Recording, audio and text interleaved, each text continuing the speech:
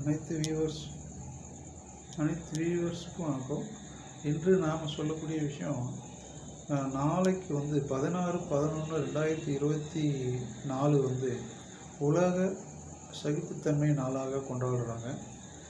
அதுக்கு காரணம் மகாத்மா காந்தியினுடைய 125வது பிறந்த நாளை உலக சகிப்பை தினமாக கொண்டாடணும்னு சொல்லி ஐநா சபையில் அறிவித்ததுனால அந்த நாளை கொண்டாடுறாங்க. நவம்பர் 16. இப்போ உலக சகிப்பை தினம் அவருக்கு அந்த மாதிரி ஒரு புகழ் சேர்க்கறதுக்கு காரணம், அவருடைய ஆசிரமத்தில் அவர் ஒரு சகிப்புத்தன்மையோடு மக்களோடு இருந்தது. அப்புறம் சுதந்திர போராட்டத்துக்கு அகிம்சை வழியிலேயே ஒரு சகிப்புத்தன்மையோடு இருந்து வெற்றி கண்டது. இதனால தான் அவருக்கு அந்த அவருடைய பிறந்த நாளை இந்த மாதிரி ஒரு கௌரவம் பண்ணியிருக்காங்க. அதுக்கப்புறம் நம்ம கல்கட்டாவிலேருந்து இங்கே இது வெளிநாட்டிலேருந்து கல்கட்டாவில் இருந்த அன்னை தெரசா, அவங்க தொழுநோயாளிகளோட, அதாவது லெப்பரசிகளோடையே பழகி தன் வாழ்நாள் முழுக்க சகிப்புத்தன்மையோடு வாழ்ந்தவங்க. அவங்களுக்கு ஒரு பெரிய சல்யூட் பண்ணோம். அதுக்கப்புறம் நம்ம தூய்மை பணியாளர்கள், நம்ம இந்தியாவிலேயே தமிழ்நாட்டில் எவ்வளவோ லெட்டின், பாத்ரூமு, சாலையோரங்கள் இருக்கிற குப்பைகளை அள்ளுறது, அதெல்லாம் ஒரு சகிப்புத்தன்மை மனசு வேணும். அந்த மாதிரி மனசு அவங்களுக்கு ஒரு பெரிய சல்யூட்டு. அவங்களாம் சகிப்புத்தன்மையோடு செய்கிறாங்க அந்த வேலையை. அவங்க செய்யலைன்னா நம்ம இந்தியாவே ரொம்ப துர்நாற்றம் எடுத்துடும். அதனால் அவங்களுக்கு ஒரு பெரிய சல்யூட்டு. அது மாதிரி இந்த டாக்டருங்க, மருத்துவர்கள்லாம் கொரோனா வந்தபோது எவ்வளவோ சகிப்புத்தன்மையோடு மற்றவங்களுக்கெல்லாம் ட்ரீட்மெண்ட் பண்ணாங்க. அவங்களுக்கு ஒரு பெரிய சல்யூட் பண்ணோம்.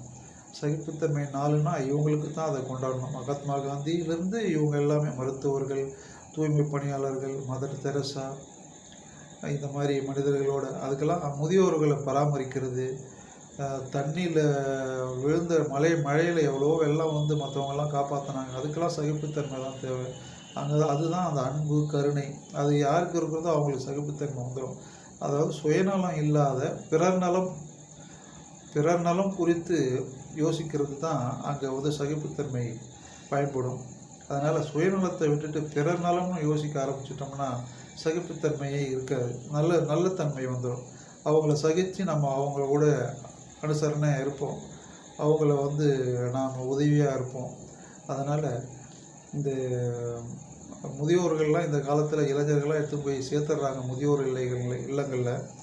அது மாதிரி இல்லாத இப்போ வயதாகிட்டா யார் யூரின் போகிறதையும் மோஷன் போகிறதையும் நம்ம பார்க்குறது, நம்ம ஒய்ஃப் பார்க்குறது அப்படின்ற மனநிலையில் சுயநலத்தில் முதியோர் இல்லங்களில் சேர்த்துடுறாங்க.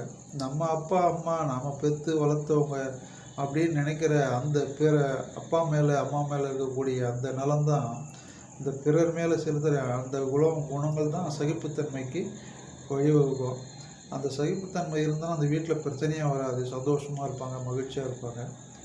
அதனால் இந்த சகிப்புத்தன்மையோடு இன்றைய இளைஞர்கள்லாம் இருக்கணும்னு சொல்லி அதுக்கு உதாரணமாக இருந்தவங்க மகாத்மா காந்தி, அன்னை தெரசா, இன்றைக்கு இருக்கிற தூய்மை பணியாளர்கள், பிறர் நலம் குறித்து ட்ரீட்மெண்ட் பண்ணுற டாக்டர்கள், மருத்துவர்கள், செவிலியர்கள், அவங்களுக்கெல்லாம் அவங்கள போல் நாமளும் பிறர் நலம் கருதி சகிப்புத்தன்மையோடு வாழணும்னு சொல்லி இந்த கருத்தை சொல்லலான்ட்டு.